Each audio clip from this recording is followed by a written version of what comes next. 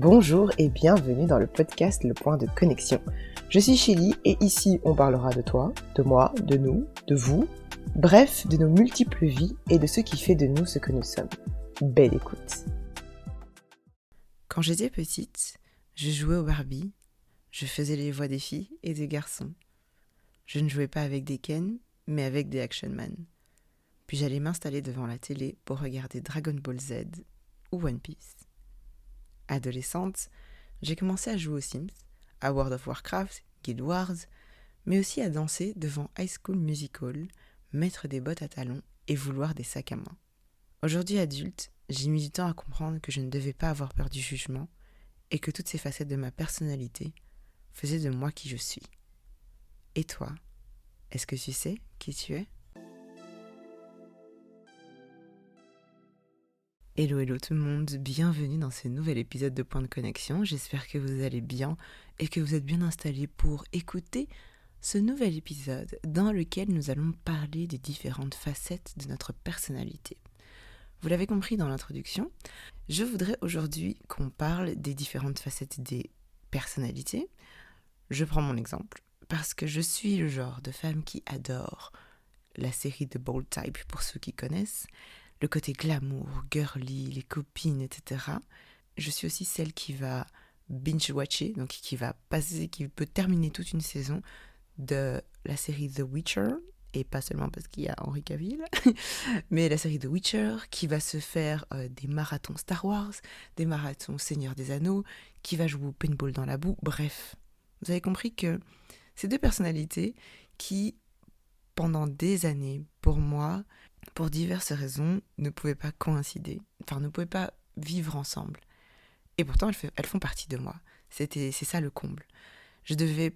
Pour moi, je devais être soit l'une, soit l'autre. Et quand je dis pour moi, je pense que je dis aussi pour la société, je sais pas. C'est plus dans le sens où c'est soit tu es un garçon manqué, soit tu es une vraie fille.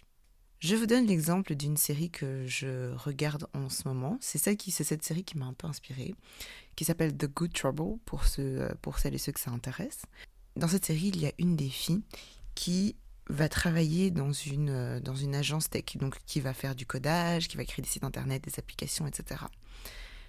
Quand on voit cette fille au premier abord, comme on la présente en tout cas dans la série, c'est le genre de femme qui adore mettre des talons, qui met du rouge à lèvres, qui se fait les cheveux, qui se fait les ongles, qui se maquille, vous voyez, qui adore prendre soin d'elle.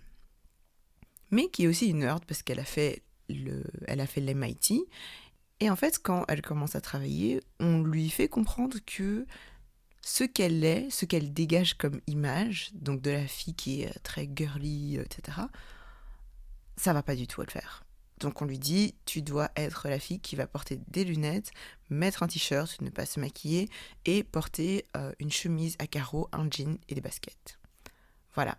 C'est un style aussi, attention, je suis pas en train de critiquer ce style-là, c'est un style aussi.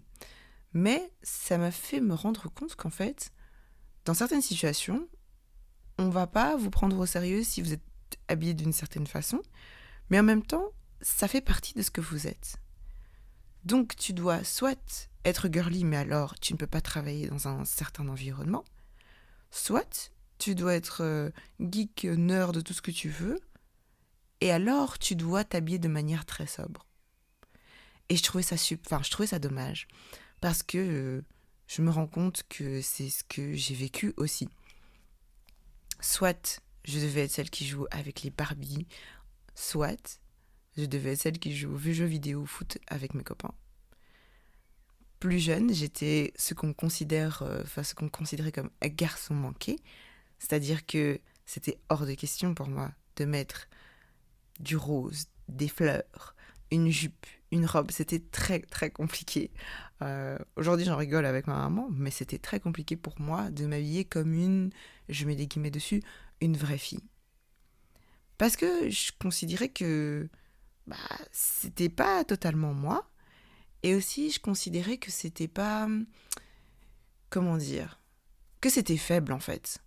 voilà, que je me disais, ouais, quand t'es une fille comme ça, que tu mets des jupes, etc., t'es une pleurnicheuse, tu pleures, tu joues Barbie, le cliché de la petite fille qui est un peu fragile. Alors que j'étais pas fragile.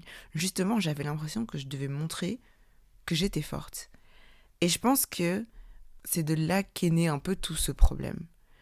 Sois forte, et donc le fait d'être forte, ben c'est ok, tu dois montrer que t'es forte, donc tu dois montrer que tu agis comme un garçon.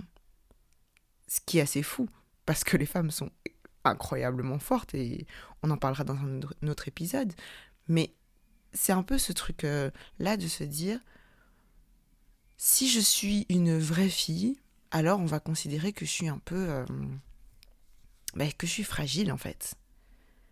Et moi, dans ma tête d'enfant, du moins, je me disais, je peux pas montrer que je suis fragile. Ça, c'était à l'enfance. À l'adolescence, c'est encore différent, parce qu'à l'adolescence, tu te retrouves avec non seulement des plus grands que toi, mais avec des personnes qui n'ont pas nécessairement été dans la même école que toi, qui ne te connaissent pas depuis que tu es petite. Et il y a des changements qui s'opèrent. Il y a les hormones. Pour les filles, ça commence même avant, ça peut être avant. Il y a les règles. Pour les garçons, il y a les poils. Ça grandit. Les garçons commencent à devenir plus grands que les filles. Ça commence à s'intéresser l'un à l'autre, etc. Donc ça commence à avoir les amoureux et tout. Et donc, tu cherches, en tant qu'adolescent, à te rapprocher des autres, à te mettre dans une sorte de... Vous voyez, dans toutes les séries américaines, on le voit, il y a des catégories. Il y a les nerds, il y a les pom-pom girls, il y a les sportifs, et ainsi de suite. Et en fait, c'était ça. Mon problème, c'est encore plus accentué à ce moment-là, parce que tu te dis, ok, je dois être dans une classification. Soit je suis une intello, soit je suis une vraie fille, soit je suis un garçon manqué avec les garçons. Que suis-je en fait ? Le truc, c'est que j'étais un peu tout ça à la fois. Et je pense que c'est là où vous devez vous dire, est-ce que moi aussi en fait j'étais tout ça à la fois ? Ou peut-être que vous étiez dans une seule catégorie. C'est tout à fait possible aussi. Mais là, je m'adresse vraiment aussi aux personnes qui se retrouvaient dans plusieurs catégories et qui prenaient des petits bouts un peu par-ci par-là et qui finalement ont peut-être choisi de se mettre dans une seule catégorie et se dire, c'est moins risqué pour moi d'être juste la nerd ou d'être juste la fille ou d'être... C'est moins risqué pour moi. Maintenant, qu'est-ce que tu fais quand tu es tout ça à la fois ? Parce qu'en fait, que ce soit en secondaire, que ce soit à l'université, tu te retrouves dans une sorte de mini-société. Je pense qu'à l'université, c'est encore plus fort parce que non seulement tu es avec des gens qui ne te connaissent pas, mais tu es avec vraiment des gens de tout horizon. Tout horizon confondu. Et là, encore une fois, tu te retrouves à te dire, ok, je suis avec plein de gens comme ça. C'est aussi le moment où tu te dis, ça y est, c'est bon. Là, il y a eu tous les trucs, j'étais timide avant, j'étais ceci, cela, machin. C'est le moment de me réinventer un petit peu. Qui est-ce que je suis ? Qui est-ce que je veux être ? Et le qui est-ce que je veux être peut être plusieurs facettes à la fois. Certaines personnes vont être l'un ou l'autre, vont être catégorisées comme nerds, et c'est ce qu'ils sont, ils adorent ça, et c'est comme ça qu'ils se mettent. Mais certaines personnes peuvent être les deux en même temps. Je ne veux pas dire que c'est un problème, c'est pas un problème à proprement parler, mais c'est quelque chose sur lequel il faut certainement travailler, et il faut, se l'approprier en fait. Il faut se l'approprier et se dire, c'est moi, c'est ce que je suis, c'est qui je suis, et voilà. Parce que oui, il y a la mini-société à l'université, et après il y aura la société au travail, et alors là, c'est encore autre chose. Quand tu es du genre à travailler dans un environnement où les gens ne s'habillent pas comme toi, donc où toi tu aimes t'habiller, ça fait la sapologie congolaise, tout ça, je rigole.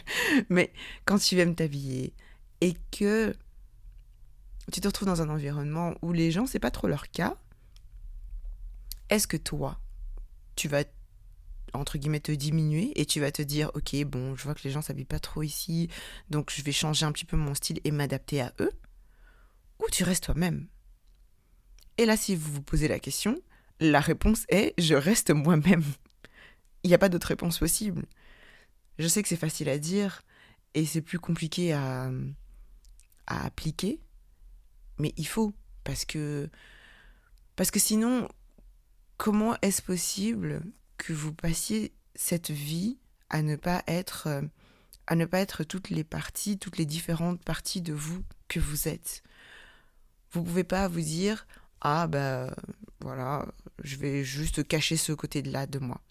Et je sais hein, je dis ça en mode ouais non, vous pouvez le faire et tout, mais même moi, je me rends compte que j'ai fait ça pendant des années et c'est bon en fait. C'est bon. Il faut arrêter un peu de toujours vouloir correspondre à un certain moule. On peut être les deux. Et là où j'avais peur en étant adolescente, en me disant ouais c'est trop cool, j'ai des potes garçons, on va parler de jeux vidéo, etc., des trucs entre guillemets de garçons. Aujourd'hui je peux en parler avec mon mari et je me sens absolument pas jugée. Et c'est ça aussi le truc, c'est que quand vous commencez à être vous-même, c'est le moment où vous attirez d'autres gens qui sont, je vais pas dire comme vous, mais vous attirez d'autres gens aussi qui vous acceptent comme vous êtes en fait. Là où tu te dis ah non, je suis trop girly, machin, ceci, cela, le jour où tu dis mais en fait je m'en fous, j'aime ça, j'aime être girly, j'aime être dans un environnement glamour, j'aime ça, eh ben tu vas attirer des personnes qui sont comme toi aussi. Tu vas t'entourer de personnes qui sont comme toi aussi. Ça me fait penser que il y a quelques semaines, j'ai dit à ma meilleure amie, je lui ai dit toi t'es une vraie fille. Enfin, toi, elle m'a dit mais qu'est-ce que tu racontes, comment ça je suis une vraie fille? Je lui ai dit ouais en fait, t'es une vraie fille dans le sens où depuis que je la connais, elle adore les pâquerettes, elle adore les fleurs, elle adore le rose, elle met des jupes. En fait, je l'ai connue, c'était comme ça. Et j'ai beaucoup de mes copines qui sont comme ça. Et je me suis dit, c'est trop cool parce que ça dégage quelque chose. Peut-être qu'elle-même, elle a fait un travail là-dessus, mais j'ai vu des photos d'elle depuis qu'elle est petite et je vois qu'elle a toujours été un peu comme ça, qu'elle a toujours mis des robes, des jupes, elle a toujours fait ses cheveux, etc. Et j'adore ça parce que je me dis, ça, c'est en tout cas l'image de quelqu'un qui sait ce qu'elle est, qui sait qui elle est et qui aime les parties d'elle. Et je pense que ça se voit aussi.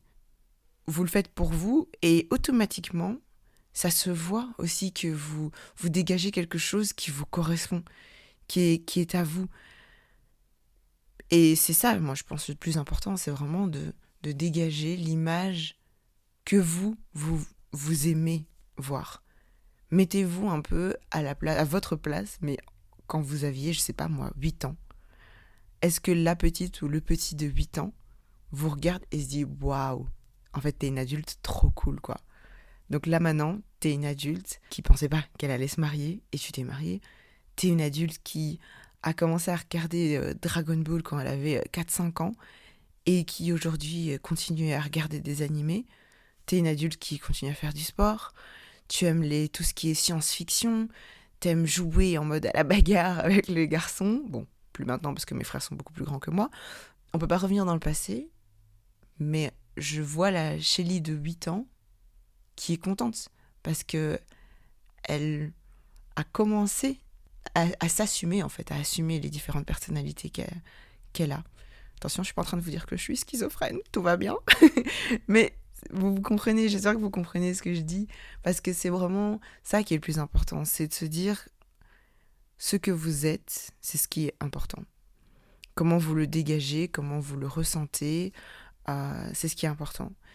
Et ce qui est important aussi, c'est, comme j'ai dit, de vous entourer de personnes qui acceptent en fait, tout simplement, ce que vous êtes. Je donne un dernier exemple pour conclure cet épisode.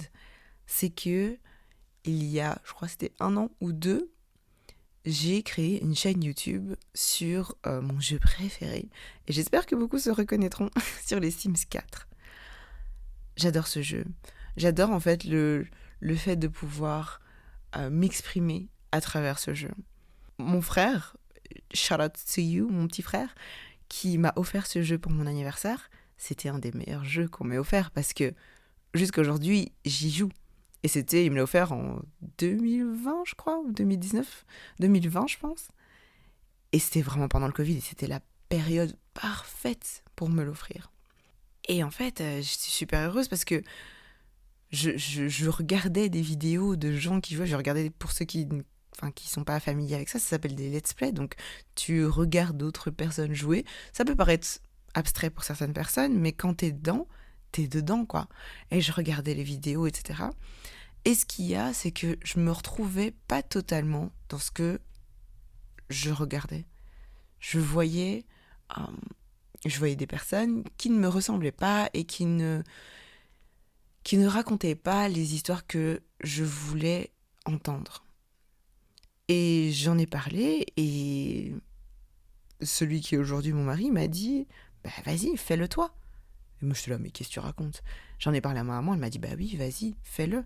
Si tu penses qu'il me manque quelque chose, si tu penses qu'il y a quelque chose qui te manque, c'est que peut-être qu'il y a d'autres personnes à qui ça manque aussi. » Et du coup, j'ai créé ma chaîne YouTube. Alors, évidemment, comme tout ce qu'on crée au début, ça a été un peu bancal. Voilà, on n'avait pas tous les outils, j'avais mon PC, mon petit PC avec lequel je fais tous mes trucs, qui au bout d'un moment ramait parce qu'il n'était pas assez puissant pour jouer là-dessus. Et après, j'ai commencé au fur et à mesure des années à m'équiper, etc. parce que c'est quelque chose que j'aime. Je me suis pas dit, ouais, vas-y, je vais devenir une grande youtubeuse et machin, je veux faire des trucs juste pour la fête. Non, je me suis dit, la petite de 10 ans qui jouait aux Sims genre 2, là, elle est heureuse. Et elle fait partie de moi. Et voilà, c'est pour vous dire qu'en fait, parfois on est bloqué par la peur d'être jugé. Et en tout cas, c'est vraiment une peur qui est chez beaucoup d'entre nous. Mais au final, posez-vous la question, vous avez peur d'être jugé, mais c'est la vie de qui que vous vivez si vous avez peur d'être jugé? C'est la vôtre, au fond. Si vous avez peur d'être jugé par les autres, c'est leur problème, ça leur appartient. Ce qui est important pour vous, c'est important pour vous. Ce qui est important pour eux, c'est important pour eux. Ce qui est bon pour toi n'est pas nécessairement bon pour quelqu'un d'autre. Voilà, je vous laisse vous le répéter dans votre tête, parce que c'est important. J'ai mis du temps à dire, je ne le dis pas, même le podcast là que vous êtes en train d'écouter, j'étais là, ouais, je sais pas, je le dis, machin, t'as peur d'être jugé, mais t'as peur d'être jugé par qui? S'il y a des gens qui écoutent, si ne fût-ce qu'il y a 5 personnes qui écoutent, c'est ça le plus important. S'il y a 5 personnes, s'il y a une personne qui regarde ma vidéo et qui est content et qui se sent, je sais pas, je vais pas dire impliqué, mais qui se sent touché par ce que je fais, parce que moi c'est ce que j'aime et parce que je le fais, et il doit bien y avoir d'autres personnes qui le font. Parce qu'il y a d'autres personnes qui le font pour des gens qui leur ressemblent. J'espère toucher avec ce que je partage des petites filles qui se disaient moi je me sentais pas représentée, je me sens pas représentée là-dedans, je suis contente d'avoir trouvé ta chaîne. Non mais vous imaginez même pas comment je chiale. Comment je chiale quand je reçois un message comme ça. Parce que je me dis, il y a l'enfant à l'intérieur de moi qui se dit oui, c'est tout ce qu'on voulait. On voulait trouver des copains, même s'ils sont virtuels, des copains qui nous ressemblent et qui se sentent touchés. Voilà. Je pense que la conclusion de cet épisode, c'est, je vais le répéter, soyez vous-même. Vous en avez rien à cirer de ce que les autres pensent. Si ça vous fait plaisir, si vous voulez créer une chaîne, un TikTok, un Instagram, que vous faites du scrapbooking, que vous faites du coloriage, peu importe, que vous êtes du genre à aimer les talons et en même temps que vous adorez la muscu et qu'on vous dit ouais, faire de la muscu c'est pas pour les femmes, c'est pas assez féminin, vous vous en foutez. Ça vous fait plaisir, c'est ce que vous êtes, c'est ça qui est important. Et n'oubliez pas que vous attirez ce que vous êtes. Donc, soyez vous-même, et si vous, évidemment, dégagez des choses positives qui vous correspondent, vous attirerez du positif. Et entourez-vous donc de gens qui sont bienveillants avec vous. Voilà, c'est la fin de cet épisode, j'espère qu'il vous aura plu. N'hésitez pas à me faire vos retours sur les épisodes, que ce soit en message en vocal sur Instagram, peu importe, contactez-moi, racontez-moi ce que vous avez pensé de cet épisode. Je sais que ça peut être frustrant de se dire moi aussi j'ai envie de répondre pendant que tu es en train de dire des trucs ou pendant que je suis avec quelqu'un d'autre. Et je me dis pourquoi pas vous écouter aussi. Donc si vous êtes intéressé par le fait de partager votre opinion avec moi par rapport à un épisode que j'ai fait, n'hésitez pas à m'envoyer un message vocal, n'hésitez pas à me contacter, à m'écrire. Je vous mets bien évidemment toutes les infos dans la description de l'épisode. Prenez soin de vous, prenez soin des autres, mais surtout, prenez soin de vous d'une manière bienveillante. Je vous fais plein de bisous, on se retrouve au prochain épisode. À la prochaine, salut Cus.